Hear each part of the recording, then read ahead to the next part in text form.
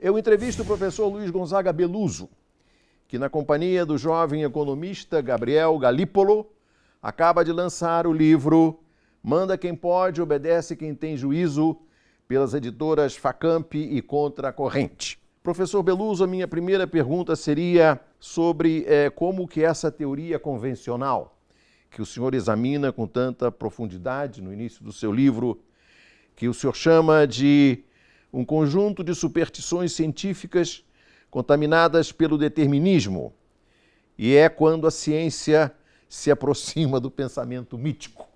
Que pensamento é esse? Pensamento mítico é aquele que não tem relação com a vida concreta das pessoas. Isso está acontecendo com a economia, né? Ela está se transformando numa nuvem de abstrações, né? E se afastando cada vez mais da vida concreta dos homens e das mulheres. Nós estamos vendo aí as reformas que estão sendo propostas pelo governo brasileiro, né? Tudo isso parte de uma construção, né, abstrata, né, que não leva em conta as condições reais da vida econômica. Então, por exemplo, vamos tomar a questão da reforma da Previdência, né? Eu até escrevi um artigo hoje a respeito da reforma da Previdência, que deve sair num jornal, Valor, mostrando que as concepções que estão por detrás estão calcadas em cima de uma visão tecnocrática. Por exemplo, a ideia de que do homo economicus. O que é o homo economicus?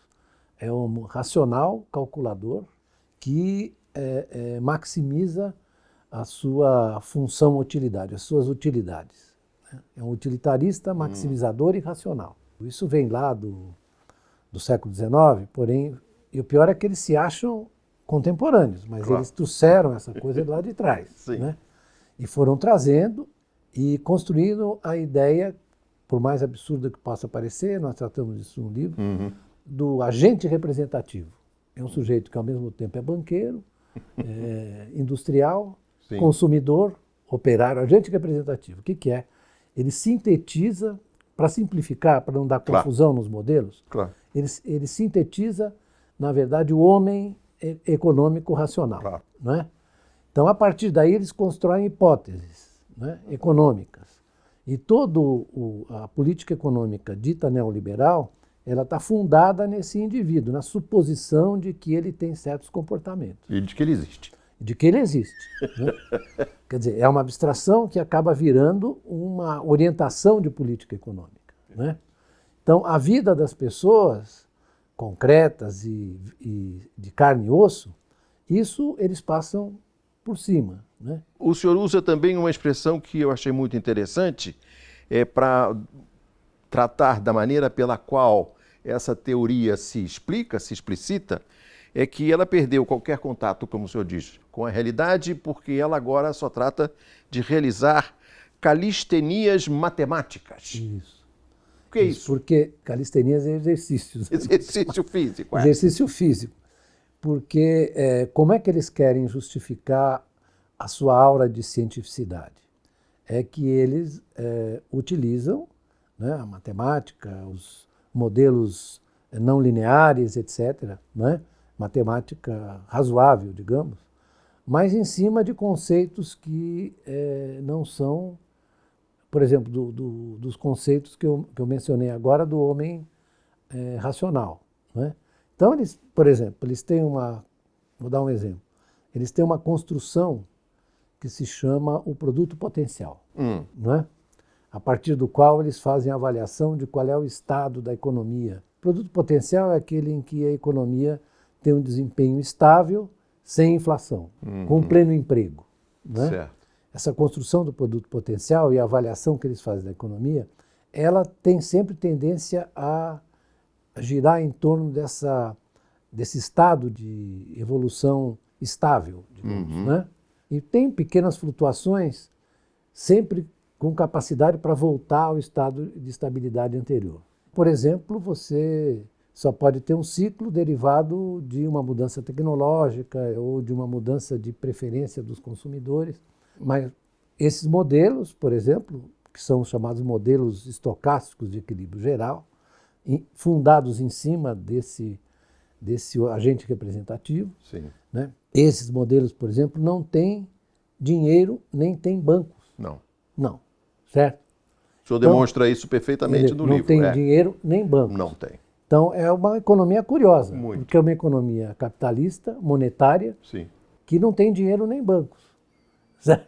Então, você pode fazer, quer dizer... Qualquer calistenia que qualquer quiser. calistenia que fizer. Você faz qualquer coisa, né? E aí eu vi outro dia um artigo de um economista brasileiro que publicou numa revista internacional uma discussão sobre...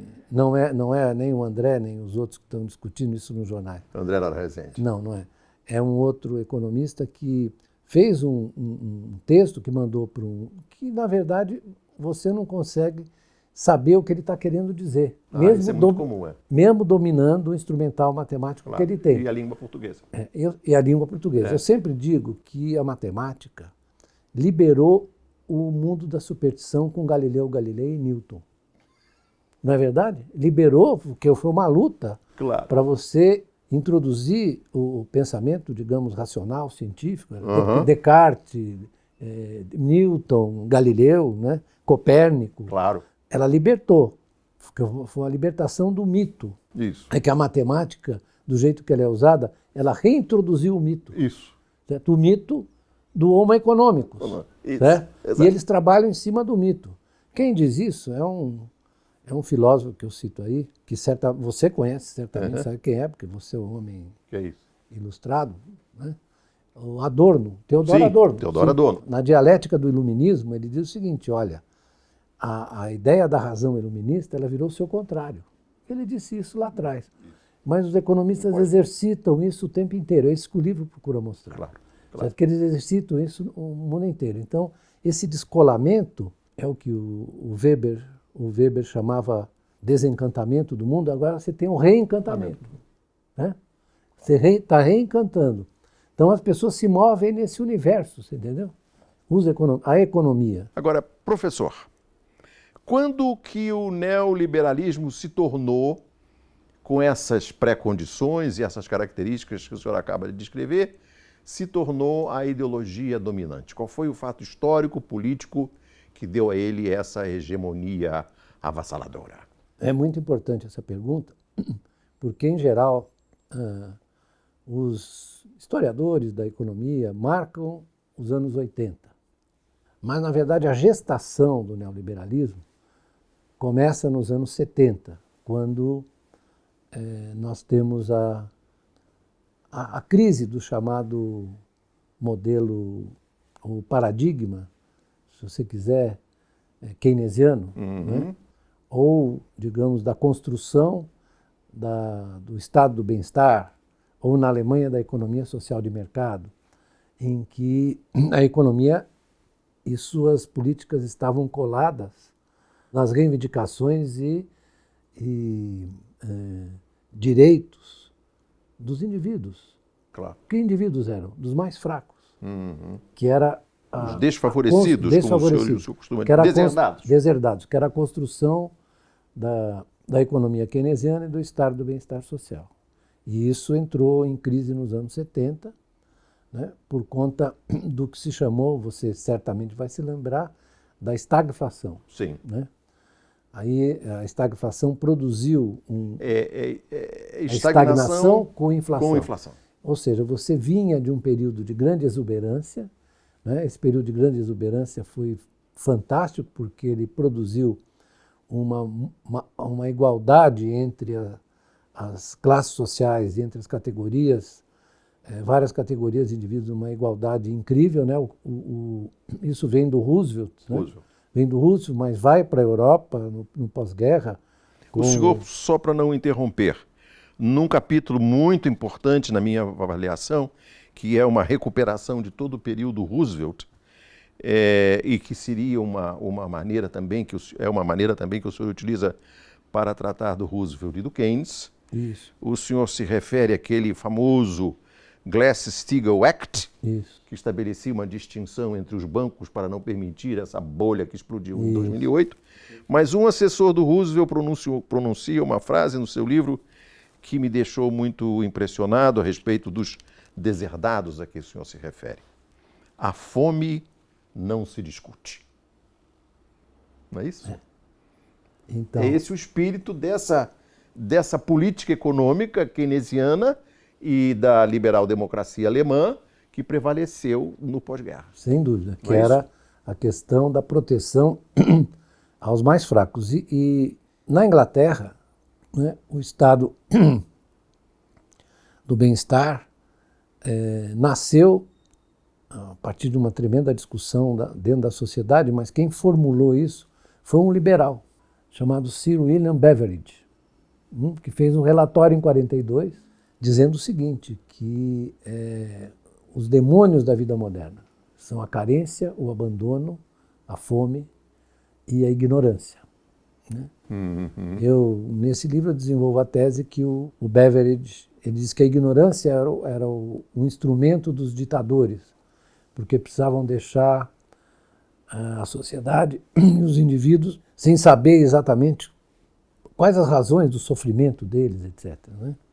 E eu brinco num outro artigo que eu escrevi, que não está no livro, dizendo que, infelizmente, o Beveridge se enganou porque a ignorância também tomou conta das democracias. É verdade. Ou dos regimes que se supõem democráticos. Né? Agora, professor, como é que essa ideologia que começou na sua avaliação, lá nos anos 70 do século passado, desembarcou aqui no Brasil e agora parece renascer com vigor? Os executores disso, do ponto de vista político, foram, sobretudo, o presidente Ronald Reagan, que foi eleito que assumiu em 81, e a Margaret Thatcher, que assumiu antes dele, né, ainda nos anos 70. Eu te contei que eu conheci a Margaret Thatcher, né, pessoalmente. Então, a visão predominante era essa, olha, nós precisamos acabar com tudo aquilo, esse negócio não deu certo, e aí as hipóteses... Tudo aquilo seria esse estado de seria bem-estar esse social. estado do bem-estar, em que o Estado interferia na economia, em que você protegia os mais pobres. Então era preciso desregulamentar. Nessa desregulamentação, por exemplo, foi embora o Glass-Steagall, progressivamente. Isso. Você começou a constituir, na verdade, supermercados financeiros. Isso foi uma evolução ao longo dos anos 80, dos anos 90. E, se não me engano, culminou com Bill Clinton, que Perfeitamente. rasgou o Glass-Steagall e foi aquela confusão de os bancos comerciais poderem entrar. O Federal Reserve teve que entrar e pegar a gororoba toda podre que eles criaram e botar para dentro do seu balanço. Hoje em dia, o balanço do Federal Reserve, última avaliação, e mais do Banco Central Europeu, tem 14 trilhões de dólares de ativos públicos e privados. Né? Porque Isso é quase um PIB americano. Sim, é quase o PIB americano. É isso mesmo. O PIB americano é 16 trilhões, você tem 14 trilhões no balanço. E você sabe que o Banco do Japão tem no seu balanço ativos privados, como ações de empresas japonesas. Quase que, na prática, o Banco do Japão é dono de algumas empresas japonesas. Claro. Né? E essa coisa do Japão vem de 10, 12 anos. Né? E eles não Mas conseguem... o que tem disso hoje aqui, na nossa vida corrente, no ano de 2017, Então, mês de abril? Mas nós começamos a pegar esse bonde com a forma como foi administrado o Plano Real. Porque frequentemente é uma confusão entre... você está fazendo uma crítica do Plano Real? Não, eu estou fazendo uma crítica da forma como ele foi administrado. Não é? Qual era a ideia ali depois? Você se lembra muito bem disso, quando você estava Na Globo? na Globo. Você até fez uma entrevista comigo em 85, lembra disso? Logo que nós fomos ao governo? Sim. Você me Sim. lembra? No Ministério da Fazenda? se não me Ministério da engano. Fazenda. Isso. É. Então, O professor Beluso trabalhou no governo do Sarney. ministro da Fazenda, do Dilson Funaro. Isso. Era o chefe do Departamento de Economia do Ministério, não é isso? Isso. Eu era secretário de Política Econômica, Isso. mas enfim. O que eu quero dizer é que, depois da crise da dívida externa, surgiu um consenso de que era preciso, na verdade, afastar o Estado. Isso tem a ver com o momento também internacional. Afastar o Estado da economia, abrir a economia para oxigenar o mercado brasileiro, os empresários, fazê-los com que eles se tornassem competitivos, né? O que ficou um pouco difícil porque a gestão do Plano Real, ela valorizou o câmbio. Sim. Né? Então isso foi fragilizando a indústria brasileira, Claro. nesse período. E diga-se que isso O continuou... real valia $1? Isso, $1. Ou um pouco mais. Chegou a valer 0,83 reais. Uma espécie de um suicídio. Isso. Mas, na verdade, a forma de gestão, de administração do câmbio foi sustentando essa valorização. Tinha uma desvalorização do tipo progressiva, assim, e pequena, né? Uma espécie de tablita, né? Como os argentinos fizeram no tempo do Martínez de Ross, aqui não tão exageradamente. O câmbio se valorizou muito e prejudicou muito a indústria brasileira. Né? Claro. Aí começa essa operação. Começa essa E operação. o que é que tem hoje de mais concreto dessa política? Hoje eu diria que se está tentando fazê-la avançar. Né? Se você olha o que está proposto aí para a reforma da Previdência, a terceirização, tudo isso faz parte do quê? A flexibilização do mercado de trabalho, a mudança nas regras de previdência para você controlar o déficit. Né? Em boa medida, esses programas, né, eles têm uma marca muito forte, né, ligada àquela ideia de que é preciso fazer com que a economia se comporte de acordo com os parâmetros e os supostos de uma economia capitalista em que você tem concorrência perfeita, Claro. né? Você precisa abrir para oxigenar, você precisa fazer com que a empresa nacional ganhe competitividade. Então você tem que se opor a tudo aquilo que, ironicamente, por exemplo, os chineses fizeram para poder fazer a escalada que fizeram Claro. nos anos 90 e, sobretudo, nos anos 2000. Né? Sobretudo uma depreciação brutal da moeda. Sim, eles fizeram controle de capitais para evitar, acumularam 4 trilhões de reservas, hoje eles têm 3, porque eles estão mudando a composição dos ativos deles, estão comprando coisa fora, Isso. inclusive no Brasil. Sim. E o pessoal fala, caiu de 4 trilhões para 3, mas eles fizeram isso para mudar a composição dos ativos deles. Né? Sair, digamos, dos títulos americanos progressivamente, sem causar dano, porque eles são muito jeitosos, né? Mas, enfim, o que proporcionou isso à China foi o fato de que eles se aproveitaram da força da globalização, do movimento da globalização financeira e produtiva, para iniciar um processo de industrialização vigorosíssimo. Sim. Né? A China, em 1980, tinha a mesma participação nas exportações que o Brasil, 1,2%. Do Brasil, hoje em dia, já é um pouco menor, as exportações mundiais. Hoje, a participação deles está em torno de 11%. Eles têm mais do que os Estados Unidos e mais do que a Alemanha. E a composição das exportações deles é, sobretudo, em cima dos manufaturados. Então, comparando com o Brasil, como é que estamos? Nós, na verdade, produzimos uma desqualificação, digamos, da nossa pauta de exportações. Nós tivemos ainda, nos anos 70, nós tínhamos uma participação elevada dos manufaturados. A política econômica dos militares, Sim. do Delfim, que o Delfim fez, Sim. em matéria de incentivo à exportação de manufaturados, foi muito importante. Era o BFIEX, Sim. etc. Né? E outros programas de incentivo às exportações. E nós fomos mudando a pauta, isso foi muito importante. Né? Nos anos 60 e segunda metade dos 60 e dos 70. Hoje em dia nós revertemos isso. Nós temos uma pauta em que o peso dos manufaturados caiu substancialmente. Assim como o peso da indústria no produto caiu substancialmente. Sim, caiu digamos, de 30%, para dar um número próximo, para 9%. Caiu o peso da indústria. E nós não contávamos com essa escalada chinesa, porque uma coisa tem a ver com a outra. E também isso se deve a essa política De sobrevalorização da Sim, moeda que tem- começa lá no Fernando Henrique. Começa no Fernando Henrique.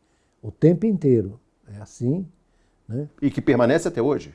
Sim, porque, na verdade, no período em que nós tivemos um crescimento apreciável da economia, também nós permitimos a valorização do câmbio. Foi. Né? No Do período governo Lula do governo e- Lula, e Dilma. a Dilma tentou corrigir isso, não foi bem sucedida, mas, aparentemente, essa questão da indústria, hoje em dia é considerada uma coisa que não é importante. Tem economistas que dizem assim, não, mas qual é a diferença entre a indústria e os serviços? Né? Hoje, exatamente, o governo decidiu que a taxa do BNDES para as indústrias, para os tomadores de empréstimos do BNDES, vai ficar muito perto da taxa Selic, ou Sim. seja, não há mais benefício nenhum para você pegar dinheiro de longo prazo no BNDES. Então, essa é uma discussão que está sendo levada a cabo agora nos órgãos de representação dos empresários, e eu acho que está começando a cair a ficha que nós não vamos ter financiamento de longo prazo. Né? E isso dificulta muito, por exemplo, o projeto do governo de voltar a mobilizar as concessões de infraestrutura. Né? E hoje em dia, no mundo inteiro, dada a semi-estagnação, o crescimento muito lento das economias, né, no mundo inteiro você está desenvolvendo projetos e formas de financiamento para estimular o investimento em infraestrutura. Você tem desde do Trump, que está, Claro. eu não sei se ele vai realizar, porque ele faz de uma maneira tão É. desordenada, até o Fundo Monetário. Se você pega os relatórios Sim. do Fundo Monetário ou do Bank of International, se é do Banco de Compensações Internacionais, todos eles se concentram na fragilidade do investimento. Professor, para voltar aqui à nossa discussão corrente, na página 150 o senhor publica uma tabela de elaboração própria do seu livro, com dados do Banco Central, sobre os juros nominais pagos e o orçamento e o déficit da Previdência.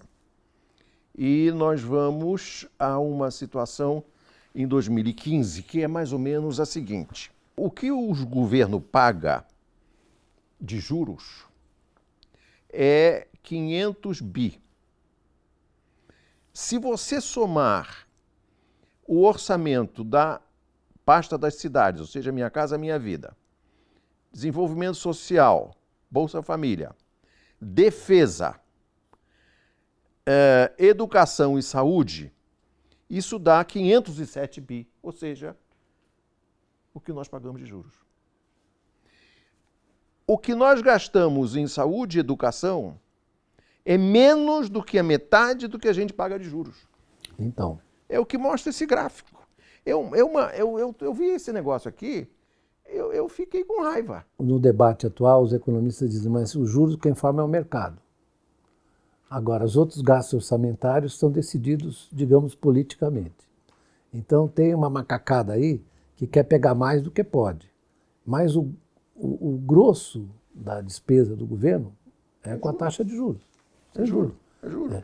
Então, mas isso Houve, como o senhor próprio diz, uma financeirização da economia. sem dúvida. E a financiarização atinge todos as camadas da economia. Por exemplo, as empresas começam a ficar prisioneiras disso. Como disse um amigo meu a respeito da queda da taxa de juros, ele usou um gesto muito engraçado. Ele falou, olha o que vocês estão fazendo, vocês estão baixando a taxa de juros e subindo a TJLP. Quer dizer que eu estou perdendo para os dois lados. Perdendo porque eu sou rentista, Rentista e perdendo porque eu ia pegar dinheiro do BNDES. É isso. Falou, e eu achei engraçado, me contaram isso hoje, eu achei muito expressivo. É muito expressivo. Né? Outro ponto que o senhor menciona com muita ênfase é a questão de que se estabeleceu como uma regra constitucional cortar os gastos pela PEC da morte e se fixou como uma ideia pétrea o princípio de que a queda da receita se corrige com mais cortes. Eu tenho aqui na página 161 uma observação que o senhor faz sobre o que o jornal The Guardian fez com o ministro das Finanças, George Osborne, que tentou fixar em lei o superávit do Tesouro Britânico. E o Guardian chamou isso de finança Micawber. Micawber é um personagem cômico do Charles Dickens do romance David Copperfield, que fracassava irremediavelmente em seus negócios. E quando a vida lhe aprontou uma sucessão de derrotas, Micawber proclamou em seu incurável otimismo: "Bem-vinda pobreza! Bem-vinda miséria! Bem-vinda fome! Bem-vindos farrapos, tumultos e mendicância! A confiança mútua vai nos sustentar até o fim." Nós estamos sendo governados pelo Micawber. É isso?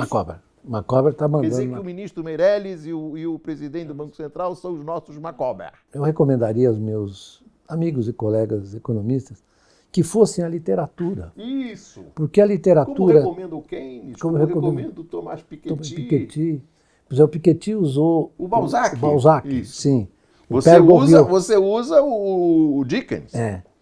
Eu não sei se eu acho que no livro não está, que eu uso o Balzac e o Père Goriot, porque o Père Goriot era um avaro. Ele tinha uma fábrica de massas. É. E aí ele resolve vender a fábrica de massas e investir em títulos públicos. Né? Virou um rentista, um rentier. Isso é que o Balzac está falando. Né? Assim como o nosso Dostoiévski, sim, no Crime e Castigo, ele tem considerações assim interessantíssimas sobre a economia. Né? Sim. E num dos trechos do Crime e Castigo tem um discurso do Marmeladov, que é o sujeito miserável, coitado, e faz um discurso para o Raskolnikov, que é o assassino, né? Que assassinou uma usurária. Usurária. Certo? Ele foi assassinar a usurária e acabou matando a irmã também. Também. E aí tem uma discussão sobre economia política. E o Raskolnikov, ele fica tentando expurgar a culpa, né? O tempo inteiro. Né? E ele vai para um botequim meio sujo e o sujeito miserável está fazendo um discurso. O miserável disse: olha, o fulano de tal, um outro personagem, me ensinou hoje que a economia política inglesa não justifica a compaixão. Não justifica a compaixão. Então não me venha com essa história, porque eu sei que eu não vou receber nada de ninguém, porque isso é contra os princípios da ciência, da economia política. Mas não vamos menosprezar a nossa própria literatura, porque na página 130 o senhor cita o mestre Machado de Assis, a propósito da questão as notícias do mercado ou o mercado das notícias. Isso. Porque o senhor faz uma crítica severa a esses colunistas, que eu chamo de colonistas do PIG, Partido da Imprensa Golpista. Isso. Machado de Assis diz assim: há sempre 3 ou 4 pessoas que tratam das coisas financeiras e econômicas e das causas das coisas com tal ardor e autoridade que me oprimem. E aí ele diz que um dia, não me lembro em que loja nem em que rua, achei uma tabuleta que dizia "Ao Planeta do Destino". Intencionalmente obscuro esse título era a nova edição da Esfinge. Pensei nele, estudei e não podia dar consentido, até que me lembrou virá-lo do avesso. Ao destino do planeta. Vi logo que assim, virado, tinha mais senso, porque em suma pode-se admitir um destino ao planeta em que pisamos. Talvez a ciência econômica e financeira seja isso mesmo. O avesso do que dizem os discutidores de bondes. Isso. Esse trecho... Aí termina assim: quando eu fiz essa reflexão, exultei. Grande consolação é persuadir-se um homem de que os outros são asnos. Isso é o Machado. É um gênio. Ele tem um outro trecho que Quer dizer, você tem que pegar o que dizem os colonistas do PIG e virar do avesso. Vira do avesso, Vira do avesso, que aí você vai entender. Chama de Leitão Miriam, por exemplo. Mas ele tem um outro trecho sobre o câmbio. O câmbio. Diz assim, que ele é perturbador, os movimentos do câmbio são perturbadores. O Brasil estava no padrão ouro, mas saía, voltava, tinha crise cambial toda hora. Falou, as peripécias do câmbio me deixam desesperado. Eu sei que, por exemplo, a magnésia de Murray cura muita coisa, mas parece que não cura o câmbio. Ele é muito engraçado. Muito engraçado. Ele é, e tem mil coisas. Mil. Agora, professor, o senhor cita dois autores, o Thomas Piketty e o Wolfgang Strick. O Thomas Piketty, que fez uma obra já clássica sobre o capital no século XX, que mostra que há uma tendência aparentemente inexorável à concentração de renda no regime capitalista. Historicamente, ele vem desde a França lá atrás, da Inglaterra, chega aos Estados Unidos, e é uma tragédia anunciada. O Wolfgang Strick publicou dois livros que o senhor cita, um é Buying Time, Comprando Tempo, e o outro é Assim que o Capitalismo Vai Acabar. Segundo o Strick, essa distância progressiva entre ricos e pobres, essa concentração no 1%, que o senhor descreve aqui de uma maneira desanimadora, como a economia mundial vai ficando cada vez mais concentrada no 1%, chegaremos ao ponto em que o 1% da população terá mais do que 50%, já é assim, da renda do planeta. O Strick diz que o capitalismo vai acabar. How capitalism will end. Will end. Vai acabar, ele não sabe o que vem depois, vai haver uma putrefação progressiva.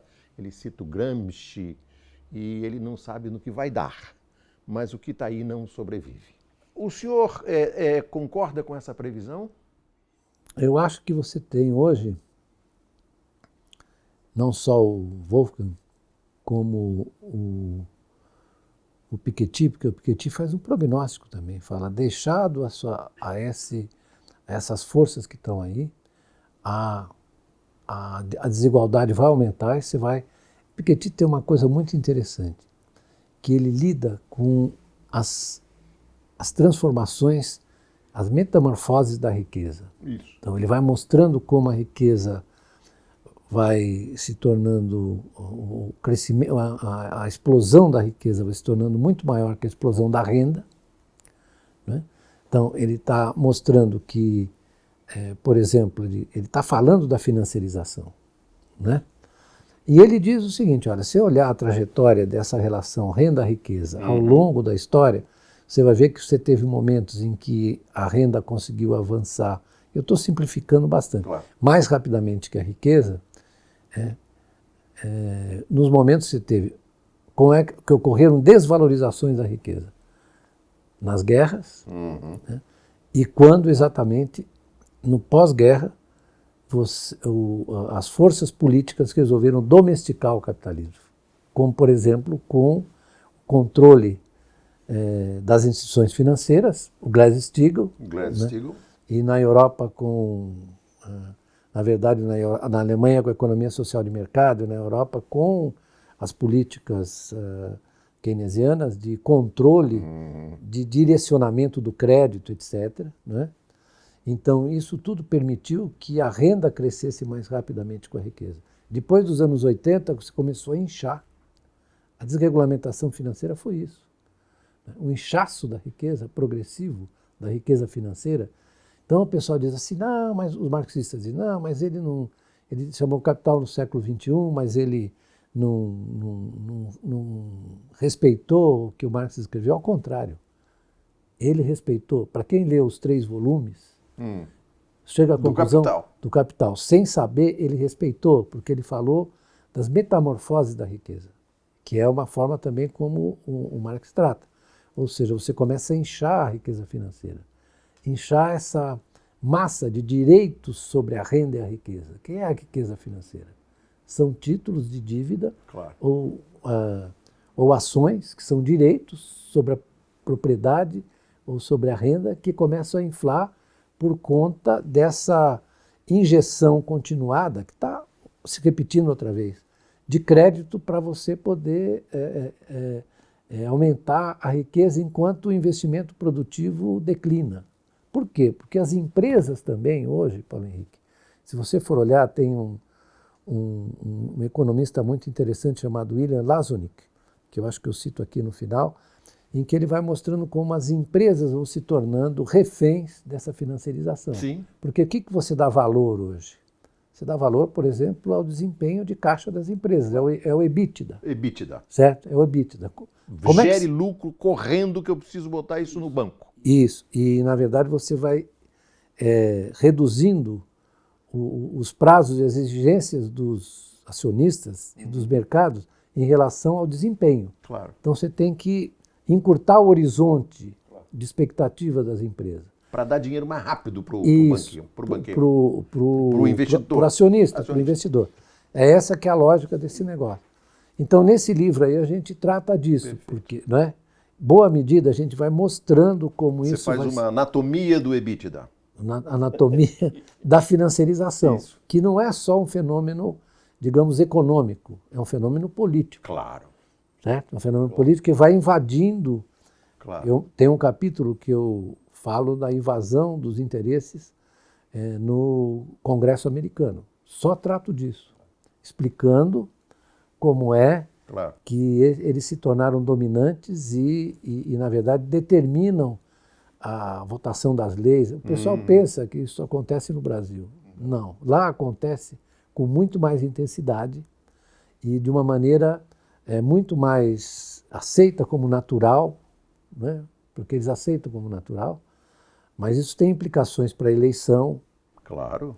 Tem implicações para a eleição, para o financiamento de campanha. Para o funcionamento do Estado. Para o funcionamento do Estado americano. O Strick, se não me engano, professor, tem uma fórmula de sintetizar isso que é assim: o Estado renuncia a cobrar imposto de você e se financia com a dívida pública. Com a dívida pública. Então, isso é um fenômeno que se intensifica a partir do Reagan e da Thatcher, sobretudo do Reagan. Então é o seguinte... Eu não cobro imposto, mas eu preciso de dinheiro para pagar a gasolina Porque qual era a ideia? A ideia é o seguinte, é que se você reduzir os impostos para as camadas superiores, eles podem poupar mais e investir. Isso. Né? Que é uma ideia completamente... E você desmonta aqui essa teoria. Completamente idiota, desculpe, idiota, sobre essa sentido, hipótese. É a ideia do trickle down. Então, se você investe, se o sujeito de renda diferencial mais rico investe, os trabalhadores vão se beneficiar. Trickle down no sentido de que você tem um copo cheio, aí ele vai pingando para baixo à medida que fica mais cheio. E o pessoal de baixo está com a boca aberta. Isso, exatamente. E uma hora de sede. Mas não funcionou. Não funcionou. Professor, eu vou responder a pergunta que eu fiz ao senhor com as suas próprias palavras. No que vai dar isso? Na página 206, o senhor diz qual é a solução para esse impasse. A resposta esperançosa à pergunta ao futuro depende crucialmente da capacidade de mobilização democrática e radical dos deserdados. É isso? Povo na rua? Povo na rua. Se você não tiver mobilização política, essa máquina infernal de concentração da riqueza e da renda vai continuar sugando o seu sangue. Essa que é a história. Muito obrigado.